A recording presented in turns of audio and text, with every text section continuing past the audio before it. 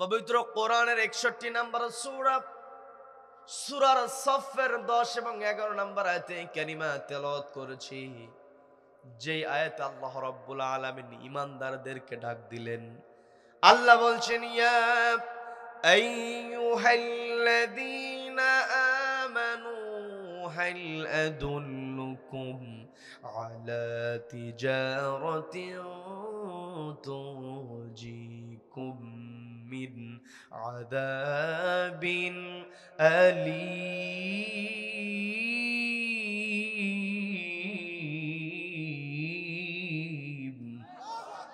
আল্লাহ বলছেন, ইয়া আইয়ুহাল্লাযীনা আমানু, ওহে যারা ঈমান আনয়ন করেছো, হাল আদুল্লুকুম আলা তিজারাহ, আমি কি তোমাদেরকে এমন একটি ব্যবসার সন্ধান দেব, তুনজিকুম, যে ব্যবসা তোমাদেরকে বাঁচিয়ে দেবে, মিন আযাবিন আলীম, যন্ত্রণাদায়ক শাস্তি থেকে। প্রশ্ন করছেন কে? আল্লাহ প্রশ্ন করলেন। প্রশ্ন করে আল্লাহ নিজে উত্তর দিয়ে বলছেন, তুমিনুনা বিল্লাহি ওয়া রাসূলিহি ওয়া তুজাহিদুনা ফি সাবিলিল্লাহি বিআমওয়ালিকুম ওয়া আনফুসিকুম, যালিকুম খায়রুল লাকুম ইন কুনতুম তা'লামুন।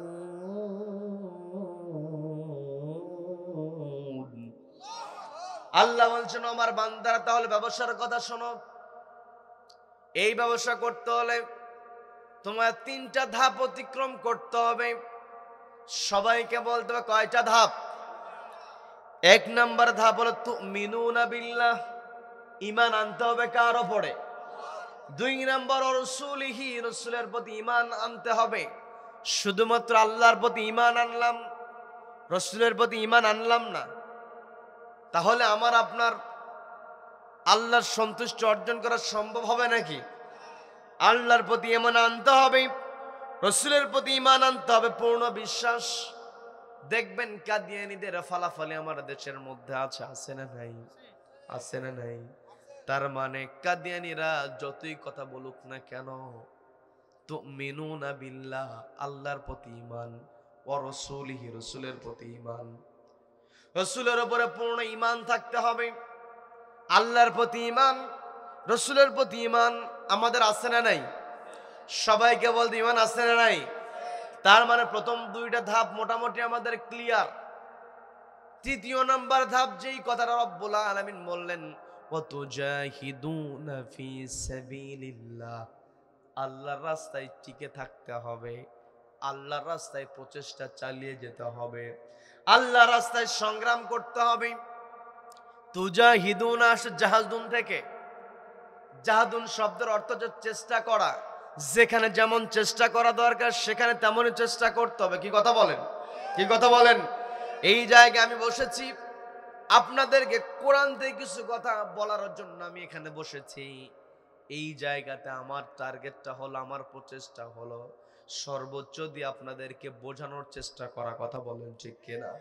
আপনাদেরও দায়িত্ব আমার কথা সর্বোচ্চ দিয়ে বোঝার চেষ্টা করা। এটাও কিন্তু এক প্রকার জিহাদ। কি কথা বলেন? তার মানে জাহাদুন শব্দের অর্থ হলো প্রচেষ্টা করা, নিজেকে খাপ খাইয়ে নেওয়া। তার মানে আমার আপনার প্রচেষ্টা থাকবে তুজাহিদুনা ফি সাবিলিল্লাহ, আল্লাহর রাস্তায় আমার আপনার প্রচেষ্টাকে চালিয়ে যেতে হবে। বিআমওয়ালিকুম ওয়া আনফুসিকুম, জান এবং মাল দিয়ে। কি কথা বলেন? কথা বলেন। এমনই কথা আল্লাহ রাব্বুল আলামিন সূরা তাওবার মধ্যে আরেকটা জায়গায় বললেন, ইন্নাল্লাহা আশতারা মিনাল মুমিনিনা আনফুসাহুম ওয়া আমওয়ালাহুম বিআন্না লাহুমুল জান্নাহ।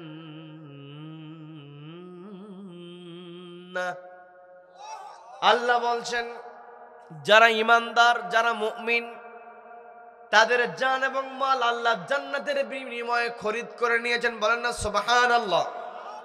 তার মানে আমার আপনার সংগ্রামটা যে হবে জান এবং মাল দিয়ে, এর কারণটা হলো আমার জান এবং আমার মাল 2টার মালিকানা আল্লাহর। তারপরও আল্লাহ আমার আপনার কাছ থেকে এটা কিনে নিলেন। কি কথা বলেন, কি কথা বলেন। তার মানে এই জায়গাতেই মাল কিনে নেওয়া, জানটা কিনে নেওয়ার মানেটা হলো আমার এই জীবনটা কি, আমার এই সম্পদটাকে আল্লাহ যেইভাবে চালাতে বলেছেন সেইভাবে চালানো, এটাই হলো কথা। কি কথা বলেন। আল্লাহ বললেন তুজাহিদুনা ফি সাবিলিল্লাহ, আল্লাহ রাস্তায় তোমরা সংগ্রাম করবে।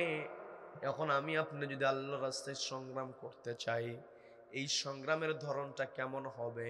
পবিত্র কোরআনের 3 নম্বর সূরা, সূরা আলে ইমরানের ভাইকে বলতে হবে কত নম্বর আয়াত? সবাই বলেন। বিরক্ত হচ্ছেন নাকি? বিরক্ত হচ্ছেন? আলোচনা চলবে, চলবে কতক্ষণ? সারা রাত, সারা রাত, সারা রাত চলবে। বক্তা মরবে, বক্তা মরুক আর বাঁচুক। কথা কার কথা? কার কথা? এক বক্তা মরবে আর এক বক্তা আসবে। কি কথা বলেন, কি কথা বলেন। ওরা চেয়েছিল একজনকে বন্দি রাখতে, পেরেছে? পেরেছে? পারে নাই। কাজেই এই পৃথিবীতে যতদিন পর্যন্ত পূর্ব দিগন্তে সূর্য উদিত হয়ে পশ্চিম আকাশে অস্ত যাবে, ততদিন পর্যন্ত কোরআনের কথা হবে। কোন কোরআন বিদ্বেষী কোরআনকে থামাতে পারবে না। কারা কারা মতের পক্ষে আছেন দুহাত আল্লাহকে দেখান।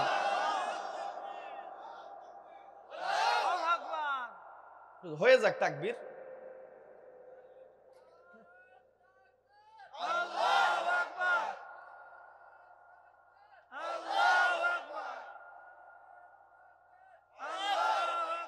আল্লাহ আমাদের সকলকে কবুল করুন, বলে না আমিন, বলে না আমিন।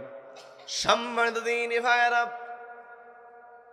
আল্লাহ আমাকে আপনাকে জানিয়ে দিলেন, ও আমার বান্দারা, হাল আদুল্লুকুম আলা তিজারাহ, আমি কি তোমাদেরকে এমন একটি ব্যবসার সন্ধান দেব যে ব্যবসা তুনজিকুম, তোমাদেরকে বাঁচিয়ে দেবে, মিন আযাবিন আলিম, যন্ত্রণাদায়ক শাস্তি থেকে। তার মানে একটু আগে আমাদের মধ্যে কথা হচ্ছিল জাহান্নাম থেকে নিজেকে বাঁচানোই হলো সফলতা। কথা বলেন ঠিক কিনা? আমি আপনি যদি নিজেকে জাহান্নাম থেকে বাঁচাতে চাই, তাহলে আমাকে আপনাকে আল্লাহর প্রতি ঈমান আনতে হবে, রাসূলের প্রতি ঈমান আনতে হবে। এরপরে তুজাহিদুনা ফি সাবিলিল্লাহ, আল্লাহর রাস্তায় সংগ্রাম করতে হবে। এই আল্লাহর রাস্তায় সংগ্রাম আমি আপনি কেমন করে করব? পবিত্র কোরআনের 3 নম্বর সূরা, সূরা আলে ইমরানের আয়াত নাম্বার 110 নম্বর আয়াত আল্লাহ বলছেন, কুনতুম খায়রা উম্মাতিন উখরিজাত লিন-নাসি তা'মুরুনা বিল মা'রুফি ওয়া তানহাউনা আনিল মুনকারি ওয়া তু'মিনুনা বিল্লাহ। আল্লাহ বলেন কুনতুম খায়রা উম্মাহ, তোমরাই উত্তম জাতি, তা'মুরুনা বিল মা'রুফ, তোমাদের দায়িত্ব হলো সৎ কাজের আদেশ দেওয়া। তার মানে আমি আপনি নিজে সৎ কাজ করব। যেই ব্যক্তি যেই কাজের আদেশ দেবে সেই কাজ তার মধ্যে না থাকলে সেটা কি অন্য কেউ করবে নাকি? তার মানে এখানে আল্লাহ রাব্বুল আলামিন আমাকে আপনাকে বলেন তা'মুরুনা বিল মা'রুফ, তোমরা সৎ কাজের আদেশ দেবে। এর মানেটা হলো নিজেরা সৎ কাজ করতে হবে এবং সমাজের মধ্যে সৎ কাজের আদেশ দিতে হবে। শুধুমাত্র সৎ কাজ করব, সৎ কাজের আদেশ দিব তা নয়। আল্লাহ 2 নম্বরে বললেন ওয়াতানহাউনা আনিল মুনকার, অসৎ কাজ যেখানে থাকবে সেখানে বাধা প্রদান করতে হবে। কি কথা বলেন? ওয়াতুমিনুনা বিল্লাহ, এই 2টা কাজের জন্য ঈমান আনতে হবে কার উপরে? আল্লাহর উপরে। যার ঈমান আছে, সৎ কাজে আদেশ দিতে গেলে, অসৎ কাজে বাধা প্রদান করতে গেলে যদি সামনে বিপদ চলে আসে, সেই বিপদকে সে কি কখনো বিপদ মনে করবে নাকি? যার ভিতরে আল্লাহর ভয় আছে, যেই ব্যক্তি ওয়ালা রাব্বিহিম ইয়াতাওয়াক্কালুন, যেই ব্যক্তি তার রবের উপরে তাওয়াক্কুল করতে পারে, ওই ব্যক্তিকে দুনিয়ার কোনো ভয় দেখায় কোনো লাভ নাই। কথা বলেন ঠিক কিনা? এই জায়গায় আমার আপনার বুঝতে হবে। অনেকে অনেক সময় বলে কি দরকার আছে, একা কি ইবাদত করব, আমার আবার আদেশ দেওয়ার কি দরকার আছে না নাই? বলতেছে কি দরকার আছে, ওই জায়গায় যদি নিষেধ করতে যাই তাহলে তো ঝামেলায় পড়ে যাব, দরকার নাই একাকী ইবাদত করি। কিন্তু একাকী ইবাদত করা, অন্যায় কাজে বাধা দেওয়া, এটা যদি প্রয়োজন, এটার প্রয়োজনীয়তা যদি না থাকতো তাহলে নবীজি রাতের অন্ধকারে মক্কা থেকে মদিনায় হিজরত করতেন না। কথা বলেন ঠিক কিনা? ওই তৎকালীন সময়ের কাফেররা নবীজিকে অফার দিয়েছিল, ও আব্দুল্লাহর পুত্র, তুমি একাকী ইবাদত করো, তুমি তোমার মতো করে চলো, কিন্তু আমাদের বিরুদ্ধে কোনো কথা বলো না। তোমাকে সম্পদ দেওয়া হবে, তোমাকে নারী দেওয়া হবে, তোমাকে বড় চেয়ারে বসিয়ে দেওয়া হবে। কিন্তু আমার আপনার নবীজি সেই অফার কি গ্রহণ করেছেন নাকি? সেই অফারকে তিনি গ্রহণ করেন নাই। আজও পৃথিবীতে আমরা দেখেছি আমাদের কোরআনের পাখিকে যখন বন্দি অবস্থায় রেখে দেওয়া হয়েছে, কোরআনের পাখিকে অফার দেওয়া হয়েছিল আপনাকে ছেড়ে দেওয়া হবে, কিন্তু শর্ত হলো শুধু নিজের বাড়ির মধ্যে থাকবেন, বাহিরে আর কোরআনের তাফসির করতে পারবেন না, কোরআনের আন্দোলন করতে পারবেন না। আপনাকে সুযোগ দেওয়া হবে, আপনি আপনার পরিবার নিয়ে থাকতে পারবেন, কিন্তু সৎ কাজের আদেশ দেওয়া, অসৎ কাজের বিরুদ্ধে কথা আপনি বলতে পারবেন না। এই অফার দেওয়ার পরেও কি আমাদের কোরআনের পাখি অফার গ্রহণ করেছেন নাকি? তিনি অফার গ্রহণ করেন নাই, বরং 13টা বছর তিনি বন্দী অবস্থায় ছিলেন। এত কষ্ট তাকে দেওয়া হয়েছে, নিজের পরিবার থেকে তাকে বিচ্ছিন্ন করে রাখা হয়েছে। এখানে অনেক ভাইরা আছেন, অনেক সময় প্রয়োজনের খাতিরে নিজের পরিবার ছেড়ে ঈদ বাহিরে করতে হয়েছে।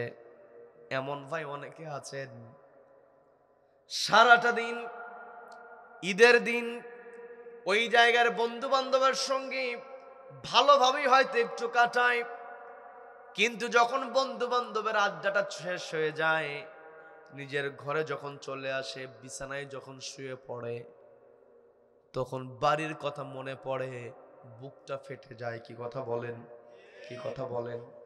তার মানে আমি আপনি পরিবার ছাড়া থাকতে পারি না, আর ওই জায়গায় যদি একটা বৃদ্ধ মানুষ হয় তাহলে তার জন্য কত না কষ্টের। কি কথা বলেন?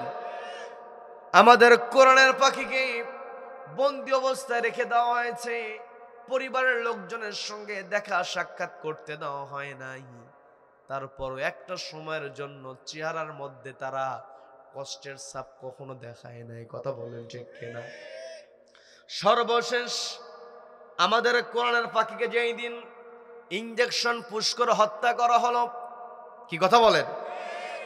ইনজেকশন পুশ করে যেই দিন হত্যা করা হয়েছে, তার পূর্বের দিনে ওই ভক্তের দাদা বাবুদের প্রেসক্রিপশনে তাকে যখন জেলখানা থেকে বের করে অ্যাম্বুলেন্স করে হসপিটালে আনা হলো, ওই হসপিটালের চত্বরে আপনারা সবাই জানেন, তারপরও বলছি, বিরক্ত হচ্ছেন নাকি? অ্যাম্বুলেন্স থেকে যখন তাকে নামানো হলো, বৃদ্ধ মানুষ একাকে দাঁড়াতে পারেন না, অন্যের কাঁধের উপরে তিনি ভরটা দিয়ে দিলেন, হুইল চেয়ারে বসানো হবে। তার পূর্বে যতটুকু পেরেছেন দাঁড়ানোর চেষ্টা করেছেন, ওই চেষ্টার মধ্য দিয়ে তিনি সকলকে লক্ষ্য করে সালাম দিতে ভুলে যান নাই। বলেন আল্লাহু আকবার।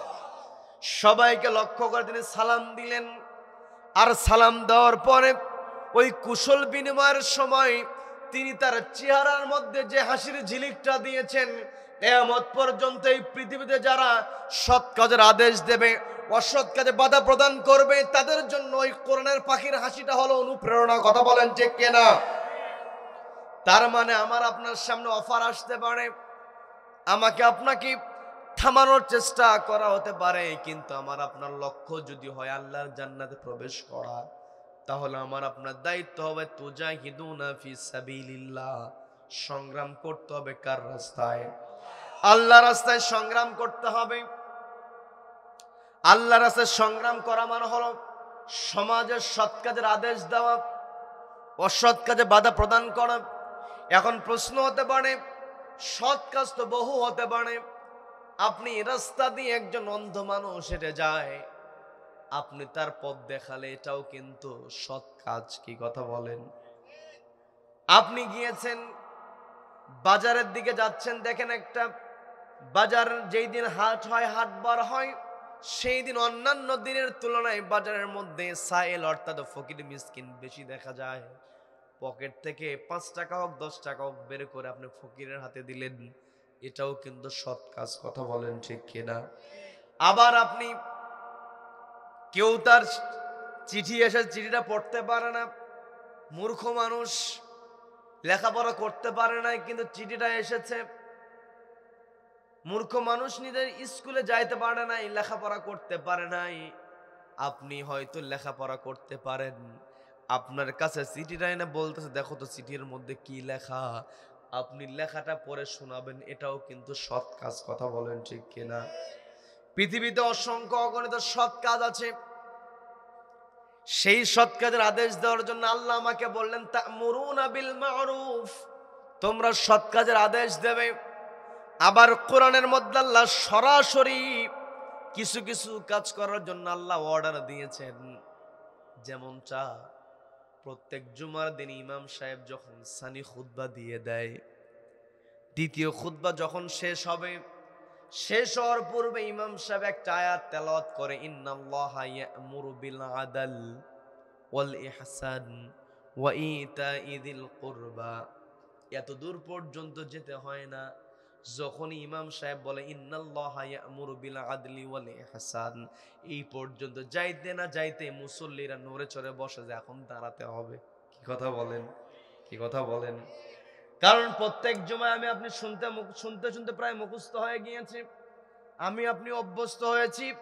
ইমাম সাহেব যখন ইন্নাল্লাহা ইয়া'মুরু বিল আদলি ওয়াল ইহসান এই আয়াত পড়তে শুরু করেন, আমি আপনি মনে করি এই তো এখনই খুতবা শেষ হয়ে যাবে, আমি আপনি দাঁড়ানোর প্রস্তুতি গ্রহণ করি।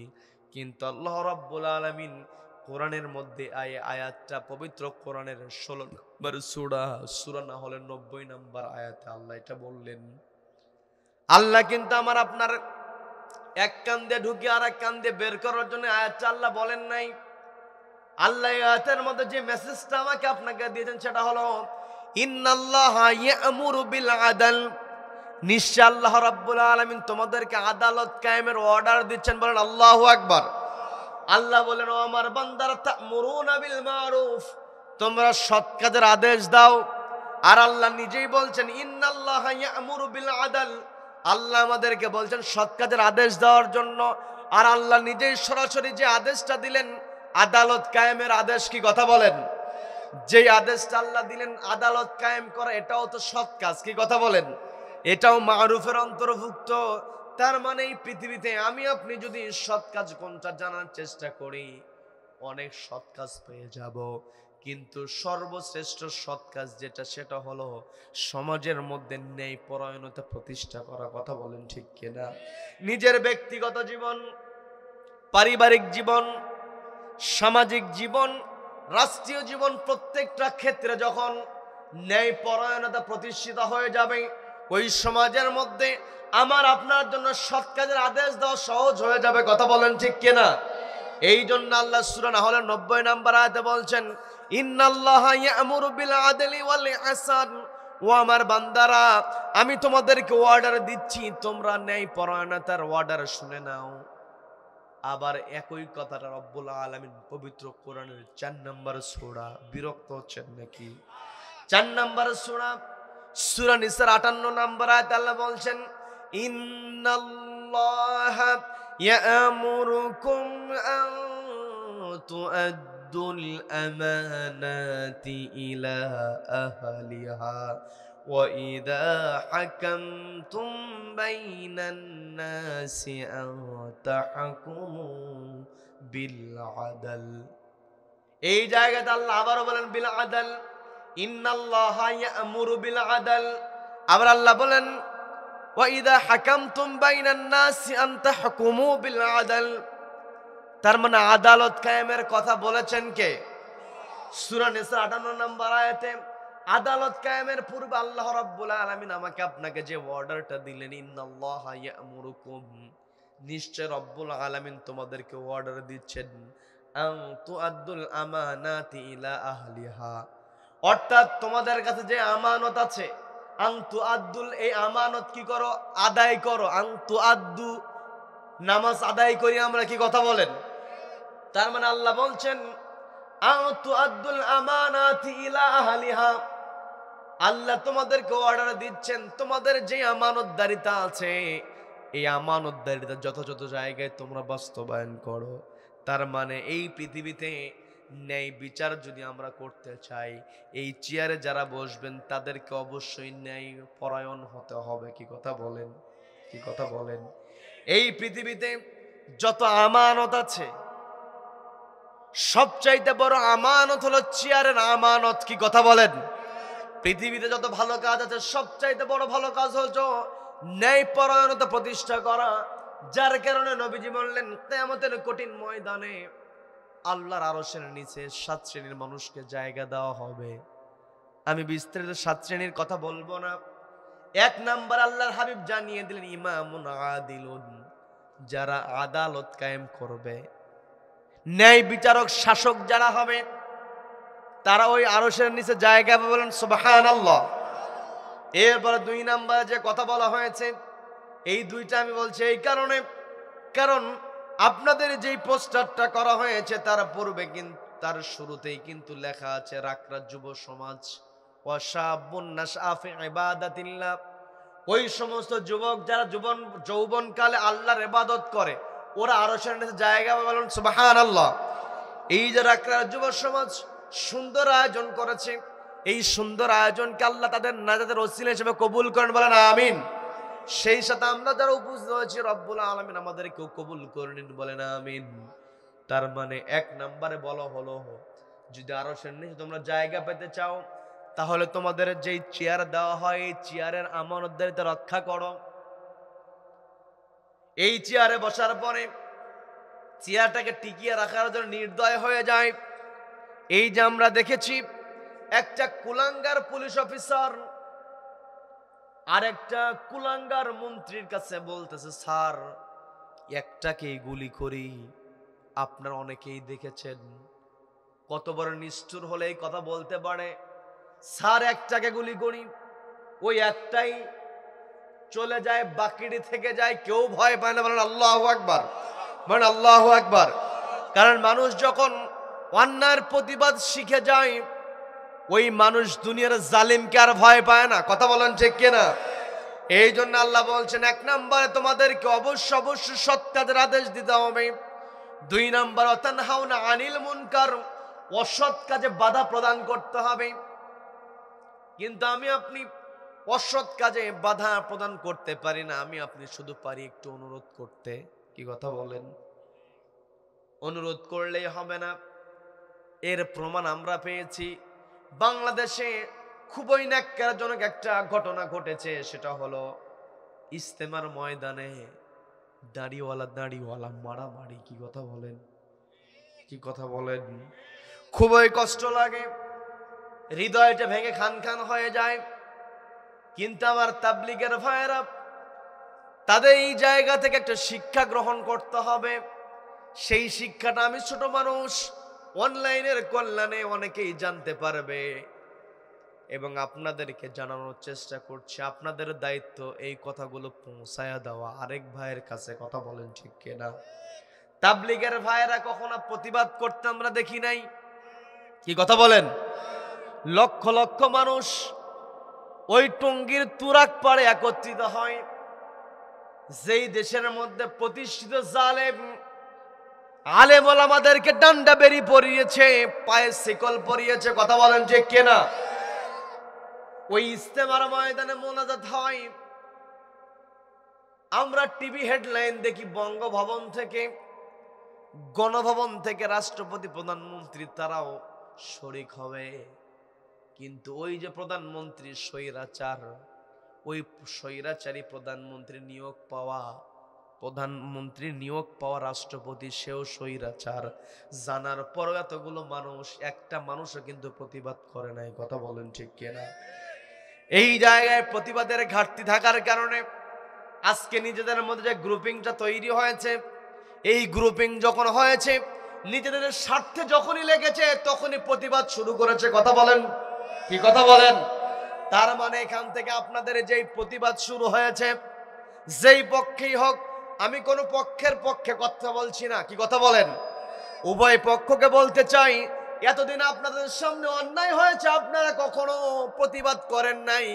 যখনই নিজেদের মাঠ দখলের একটা কঠিন পরিস্থিতি যখন আপনাদের সামনে চলে এসেছে, তখন আপনারা প্রতিবাদ শুরু করে দিয়েছেন। এমনকি ওই ইজতেমার ময়দানে জীবন পর্যন্ত দিয়েছে। কথা বলেন ঠিক কিনা? কি কথা বলেন?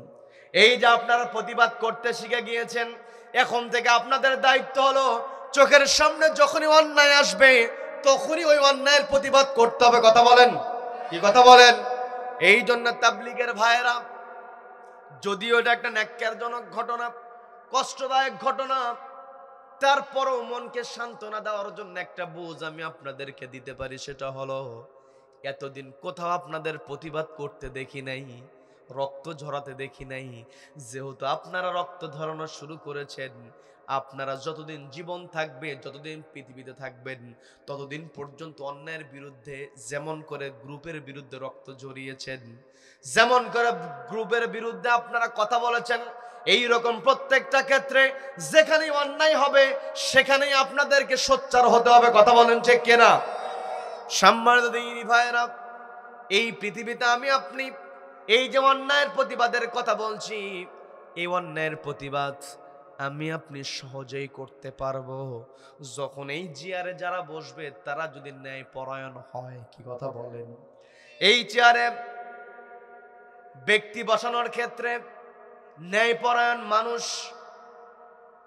আমার আপনার দায়িত্ব আছে, আমার আপনার সুযোগ আছে। আমি কোন মানুষকে সাপোর্ট করব, কোন মানুষের পক্ষে কথা বলবো, সেটাও কোরআনের মধ্যে আছে না নাই? বিরক্ত হচ্ছেন? বিরক্ত হচ্ছেন? কোরআনকে যদি প্রশ্ন করা হয়, কোরআন আমি কেমন করে সাপোর্ট করব, কেমন করে সুপারিশ করব, পবিত্র কোরআনের 4 নম্বর সূরা, সবাইকে বলতে হবে কত নম্বর সূরা? 4 নম্বর সূরা।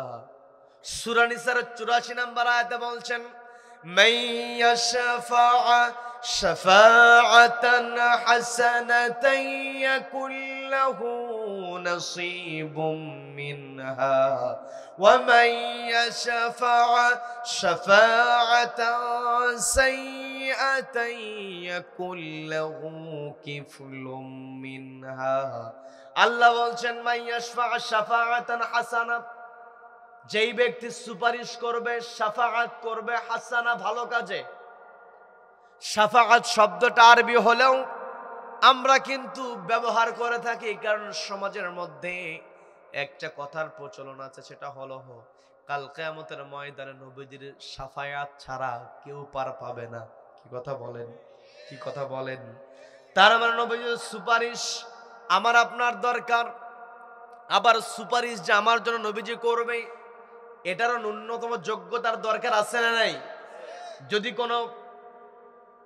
কোনো মানুষের, অর্থাৎ কোনো যুবক ছেলে কোথাও চাকরি পায় না, তার বাবা স্কুলের সভাপতি হয়েছে, বোঝার চেষ্টা করবেন, বিরক্ত হচ্ছেন নাকি?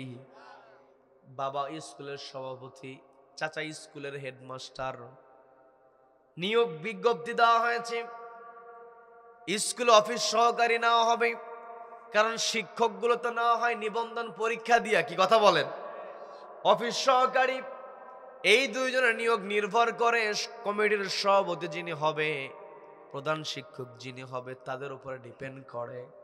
এখন চাচা চিন্তা করতেছে, আমার ভাতিজা তেমন একটা লেখাপড়াও করতে পারে নাই, চাকরিও পায় না, যেহেতু ওর বাবা সভাপতি, আমি প্রধান শিক্ষক, সার্কুলার দেওয়া হয়েছে অফিস সহকারী নেওয়া হবে, দেখি তো আমার ভাতিজাকে যদি আমার অফিসে রাখতে পারি, কারণ প্রধান শিক্ষক এবং অফিস সহকারী কেরানি যিনি হন তাদের মধ্যে একটা হট কানেকশন থাকে। কি কথা বলেন? সেখানে যদি চাচা ভাতিজা হয় তাহলে তো ভালো হয়। চাচা বলতেছে ভাতিজা তুমি দরখাস্ত করো। ভাতিজা দরখাস্ত করতে গিয়ে দেখে ওখানে লেখা আছে ন্যূনতম এইচএসসি পাস করতে হবে। ভাতিজা যখন পড়েছে যোগ্যতা এইচএসসি পাস, ভাতিজা চিন্তা করতে আমি তো এইচএসসি পাস করতে পারি নাই, আমি তো এইচএসসি কি ফেল।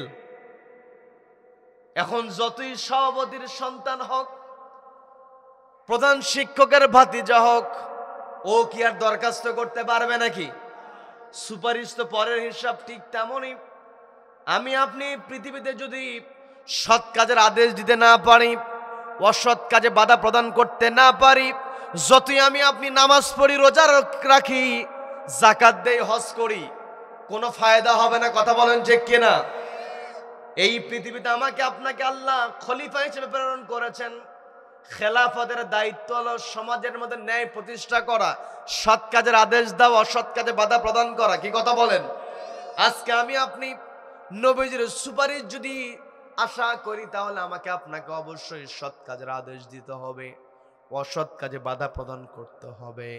আর আমি আপনি সমাজের মধ্যে সৎ কাজের আদেশ এই সিস্টেম যদি চালু করতে চাই, অসৎ কাজে বাধা প্রদান করা এই সিস্টেম যদি চালু করতে চাই, চেয়ারে যারা বসবে এদেরকে সুপারিশ করার ক্ষেত্রে আমাদের সচেতন হতে হবে। কথা বলেন ঠিক কিনা?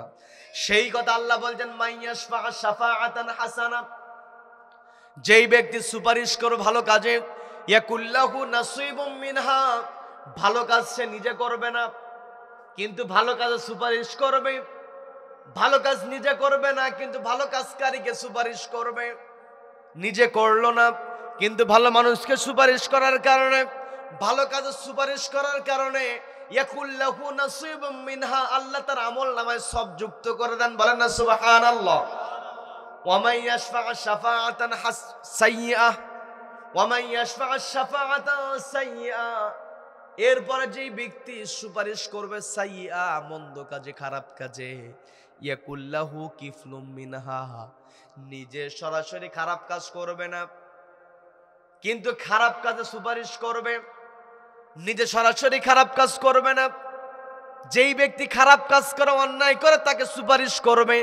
ইয়াকুল্লাহু নাসিবুম মিন, ইয়াকুল্লাহু কিফলুম মিনহা, তার আমলনামায় গুনাহ যুক্ত হবে। নাউযুবিল্লাহ, বলেন নাউযুবিল্লাহ। তার মানে এই চেয়ারে যারা বসবে তাদের সুপারিশ করার ক্ষমতা যদি আমার আপনার থাকে, তাহলে দেখতে হবে কোন ব্যক্তিটা ভালো, তার পক্ষে সুপারিশ করতে হবে। এটা আমার কথা না, বলে দিয়েছেন কে? সবাইকে বলতে বলে দিয়েছেন কে?